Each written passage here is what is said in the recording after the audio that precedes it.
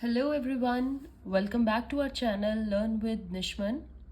Section 32 we were doing, and today, as in last video, we started the best requirements to make a dying declaration more reliable.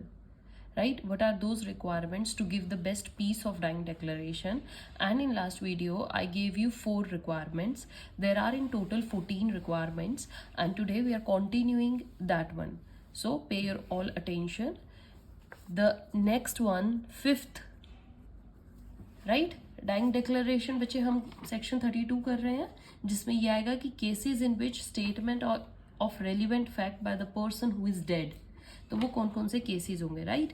हमने इसकी explanation already कर चुकी है. I have given you intro, I have given you types, how many parts in which we can divide it, and requirements. The fifth requirement is it should be recorded in same language as the victim spoke.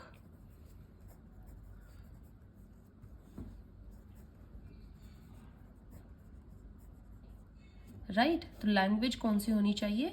जिसमें victim ने अपना बयान दिया है, right? Language is when a person speaks and recorded is in same language, then only the real intent of person is manifested. जो उसकी actual language होगी ना बच्चे, जब हम उसी में रिकॉर्डिंग करेंगे तो तभी हम उसकी एक्चुअल इंटेंशन का पता कर सकते हैं. In which intention, in which manifestation he has said those things. Now, if translation done, right, then the person who translated will be examined. Okay, अगर कोई भी ट्रांसलेशन की गई है तो ट्रांसलेशन के ड्यूरिंग क्या होता है, उस पर्सन के साइन भी होंगे और उस पर्सन को एट एनी टाइम एग्जामिन भी किया जाएगा. The dying declaration should be recorded in same language in which it was spoken, and if there had been a translation, then it has to be examined at the trial that translation was correctly done. Okay, whenever there is a translation, there is a possibility that translation may not be accurate and the real essence and the intent of the deceased may not have been recorded properly. क्योंकि court को हमेशा एक doubt रहता है कि translation के बाद या तो कोई एक्यूरेसी, क्या कोई मेन पॉइंट तो नहीं छूट गया, या जो डिजीज्ड पर्सन की एक्चुअल इंटेंशन थी, जो उसका एक्यूरेसी थी, रियल एसेंस जो एक उसकी डाइंग डिक्लेरेशन देते वक्त थी, क्या वो ट्रांसलेशन से चली तो नहीं गई है, क्या उसका रियल मीनिंग फैब्रिकेट तो नहीं हो गया. सो दैट्स वाई हम उस ट्रांसलेशन को सबसे पहले यही देखते हैं कि लैंग्वेज जो हो वो डाइंग डिक्लेरेशन की जो विक्टिम ने बोली है वही हो, राइट? और अगर ट्रांसलेशन हो तो जिस ट्रांसलेटर पर्सन को किसी भी टाइम एट द ट्रायल हम एग्जामिन कर सकते हैं. The court shall examine whether the translation was accurate or not. It has to be examined. Examination जब होता है तब क्या क्या पॉइंट्स चेक करने पड़ते हैं? If translator is biased or not, right? And the second is whether he is capable of translating or not. क्या उसके अंदर इतनी ट्रांसलेटिंग की जो नॉलेज होनी चाहिए, राइट, जो स्किल होनी चाहिए वो है कि नहीं. ठीक है बच्चे. Then comes your sixth point. Sixth requirement is the recording has to be in question answer form. Okay, question answer form में जो रिकॉर्डिंग की जाए वो इस फॉर्म में की जाए. Such question answer form will manifest the exact intent of the deceased. आप क्वेश्चन पुट करेंगे, वो आंसर देंगे, ये एक रियल इंटेंट प्रूव करेंगे. However, if it is recorded in narrative form, आपने पैराग्राफ फॉर्म में लिखी है, then that will not be a material irregularity. उससे ये नहीं होगा कि उसकी reliability कम हो जाएगी. Not at all. But as we are doing the best requirements for writing the best piece of dying declaration, then this must be done. जितना हो सके you should focus on it, writing in या recording it in question answer form, right? Circumstances ऐसे भी हो सकते हैं that asking a question not possible, बहुत critical situation है, आप वहाँ पर questions नहीं put out कर सकते, तब आपको वो narrative या paragraph form में लिखनी पड़ेगी. But if there is time और आपको ये लग रहा है कि situations इतनी भी critical नहीं है, there is full time कि आप उसको इन अ क्वेश्चन से फॉर्म राइट कर सकते हैं, रिकॉर्ड कर सकते हैं, so go for this, right? Person if just told the name of the accused, that is also sufficient dying declaration, right? So एक जस्ट नेम भी बाई चांस इफ ए को B ने मारा है, तो अगर ए मरते वक्त सिर्फ बी बोलता है, ये भी एक डाइंग डेक्लेरेशन है, remember that, right. Now comes your seventh requirement. Seventh requirement क्या कहती है बच्चे? There should not be any chance of tutoring the victim. Okay, no chances of tutoring the victim. Tutoring means उसको सिखाना, उसको बताना, बहलाने ना, बहकाना, आप उसको ट्यूटर बन गए हैं, तो ये नहीं होगा, right. This will hold good in case of dowry death. Okay, अगर डाउरी डेथ हुई है तो वो उसकी एक्सेप्शन है। आप जो विक्टिम है उसको बोल सकते हो कि just go and give the name of the person, but otherwise tutoring allowed नहीं होनी चाहिए। ओके, ठीक है बच्चे। ड्यूरिंग बाय चांस इस टाइम पर इंजरी हुई है और इतना टाइम डेथ के बीच का ये टाइम है, तो जो ये टाइम है, during this time if friends और relatives visit the victim, then there are chances of tutoring. इस टाइम पे ट्यूटरिंग के चांसेस बहुत होते हैं। For example, there was no role of husband in burning and only in laws were guilty, right. Wife थी एक और उसको बर्न करके मारा गया है। इस टाइम पर, इंजरी के टाइम और डेथ के टाइम पे इतना टाइम था, इसके बीच में रिलेटिव्स को पता लगता है कि शी गॉट इंजर्ड, बट उसमें हस्बैंड का रोल नहीं था। मदर एंड फादर में टेल विक्टिम, लेकिन जो उस गर्ल के मदर एंड फादर हैं वो बोलते हैं विक्टिम को to name husband also in order to falsely implicate husband. So however, merely because relatives friends visited victim does not prove tutoring। Just आप उनको विजिट कर रहे हो, इससे ट्यूटरिंग प्रूव नहीं होती है। It has to be prove distinctly. आपको सिचुएशंस देनी पड़ेंगी, एविडेंस देने पड़ेंगे, तभी उससे आप प्रूव कर पाएंगे। Tutoring here means, the word here tutoring means the relatives of the friends of the victim got an opportunity and they have suggested to the victim to implicate a person. मतलब implicate, आप किसी person पर झूठा आरोप लगाने के लिए उसको प्रोवोक करते हो, who actually was not involve in the crime. जैसे इस एक एग्जाम्पल में वाइफ जिसकी डेथ हुई है, उसमें जो उसके मदर फादर हैं वो हस्बैंड को नाम लेने के लिए वाइफ को इंस्टिगेट कर रहे हैं। The defense may suggest in the court that the victim was tutored by such relatives or friend। Defence को प्रूव करना पड़ेगा कि जो विक्टिम थी उसको उसके रिलेटिव्स ने ट्यूटर किया था या उसको प्रोवोक किया था। If such tutoring is proved, then that dying declaration will lose its evidentiary value. जो डाइंग डेक्लेरेशन होगी वो वहीं इनवैलिड मान ली जाएगी, राइट। सो आपको कोर्ट में प्रूव करना पड़ेगा कि element of tutoring was there to the victim. However, the prosecution may prove circumstances wherein tutoring was not possible। फिर एक बार डिफेंस ने क्वेश्चन उठा दिया तो प्रोसिक्यूशन का काम होता है, प्रोसिक्यूशन मतलब the party of the victim और द इंजर्ड, उसको प्रूव करना पड़ेगा कि ऐसा कोई भी एलिमेंट था ही नहीं या ऐसा कोई टाइम पीरियड नहीं था जिसमें there was any scope of tutoring, right. Both side parents are there, victim was unconscious, right. वो एग्जाम्पल दे सकते हैं जैसे इस केस में कि पेरेंट्स थे, अनकॉन्शियस स्टेट थी, she can't say anything. So statement in dying declaration are matching with circumstantial evidence, match होनी चाहिए। ऑलराइट बच्चे, now moving to the next one, 8th requirement, gestures. अगर किसी ने डाइंग डिक्लेरेशन जेस्चर्स की form में दी है through actions, then the recording should be very proper. Recording क्या होनी चाहिए? Recording very proper। So what this requirement says that whenever the declaration is made through gestures, the recording has to be done very properly। There has to be an interpreter who will interpret the gestures and translate them। So इसमें जैसे यहाँ पर translator था बच्चे, यहाँ पर आपको interpreter की जरूरत होती है।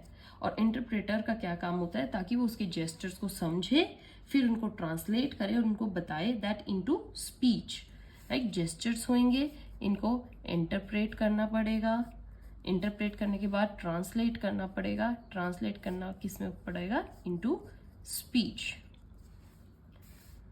Alright, and that is what will be recorded. इसको ही रिकॉर्ड किया जाएगा।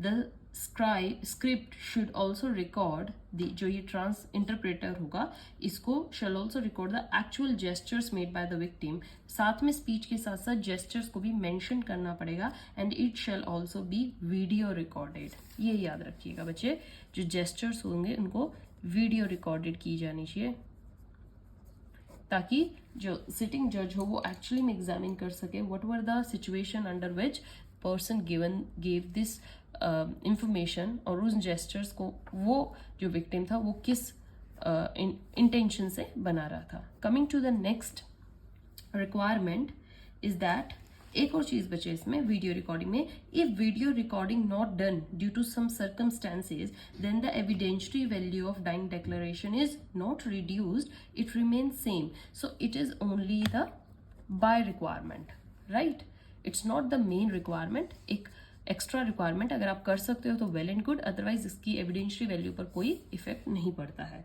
Coming to the next one, approach of court. Okay, approach of court.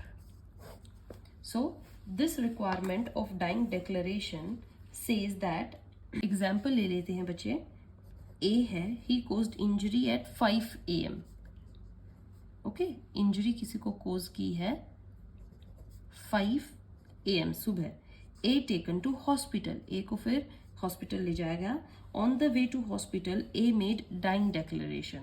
On the way उसने डाइंग डेक्लेरेशन दी है, किसको? पुलिस को, एंड दिस इज ओरल, उसने क्या दी है? ओरल स्टेटमेंट दी है, राइट, इतना समझ में आ रहा है। So when doctor was treating him he again made dying declaration, जब डॉक्टर ट्रीट कर रहे थे उसको तो उसने डॉक्टर को फिर से डाइंग डेक्लेरेशन दी, and now it was in written form, तो 2 डाइंग डेक्लेरेशन आ गई, राइट। एग्जीक्यूटिव मैजिस्ट्रेट आते हैं फिर हॉस्पिटल में ही, ऑब्वियसली एग्जीक्यूटिव मैजिस्ट्रेट पूछते हैं, and then again he made the dying declaration, and third time it was again recorded properly.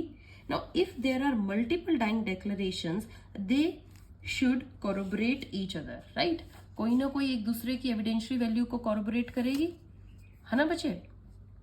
तो उस टाइम पर क्या होता है, सब्सटेंस सेम होना चाहिए, तो then evidentiary value is very strong.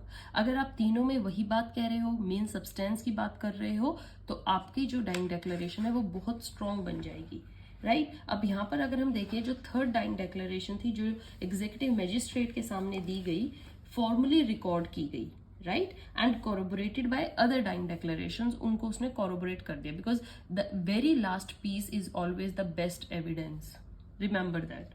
सो जो लास्ट थी वो उसकी ही वैल्यू हाई होगी, थर्ड डाइंग डेक्लेरेशन, जो थर्ड डाइंग डेक्लेरेशन है उसकी वैल्यू हाई रहेगी।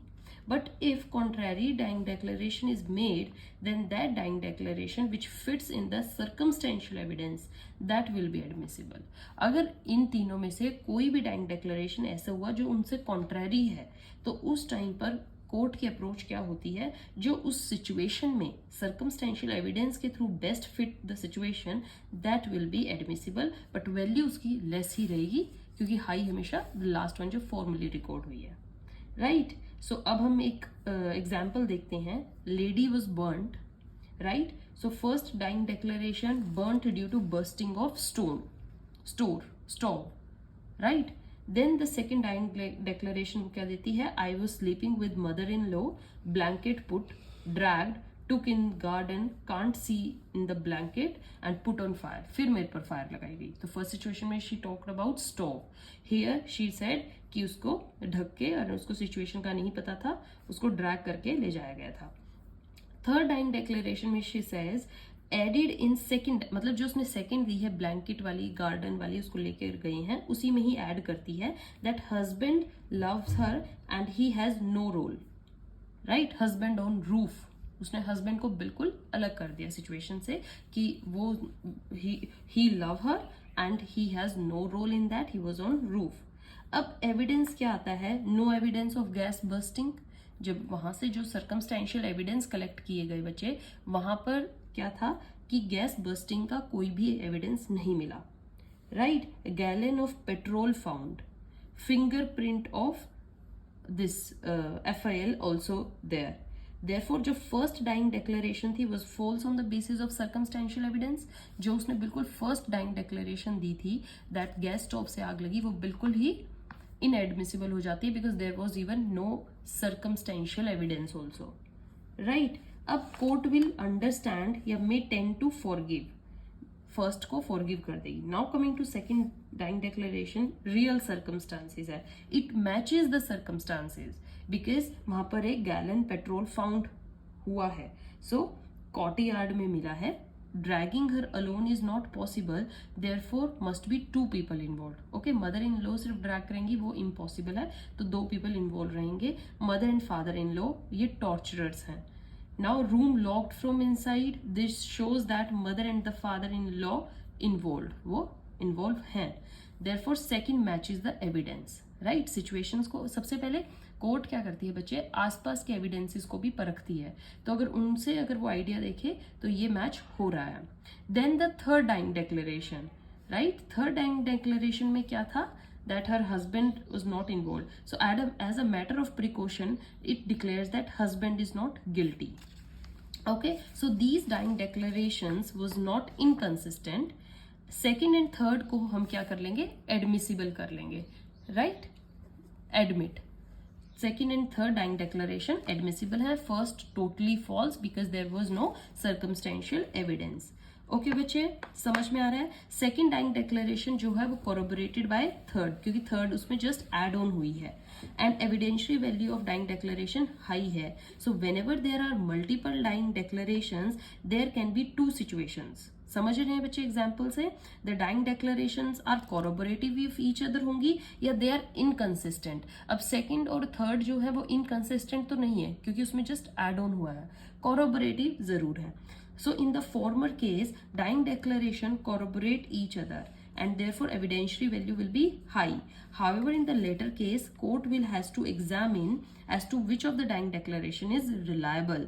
The circumstantial evidences will be examined. Court की approach क्या रहेगी? सबसे पहले circumstantial evidences को collect किया जाएगा and it will be seen as to which of these dying declaration is consistent with the circumstantial evidence. कौन सी मैच करती है? Court has to also examine the rational justification behind the inconsistent dying declaration. Okay, and then that dying declaration will be admissible which is inconsistent with the circumstantial evidences, and if the rationale of other dying declaration is understandable, then that dying declaration is admissible. Right? The all dying declarations जो consistent होंगी, corroborate each other, and all dying declarations not inconsistent, they admit dying declaration on the basis of circumstantial evidences. समझ में आया बच्चे? So approach of court is first to see circumstantial evidences, then it will take dying declaration which is inconsistent with that, and that will be admissible. So for today, these are the 5 in total requirements that you have to study, and the remaining 5 we will complete in next video. Stay tuned for that. Till that, goodbye.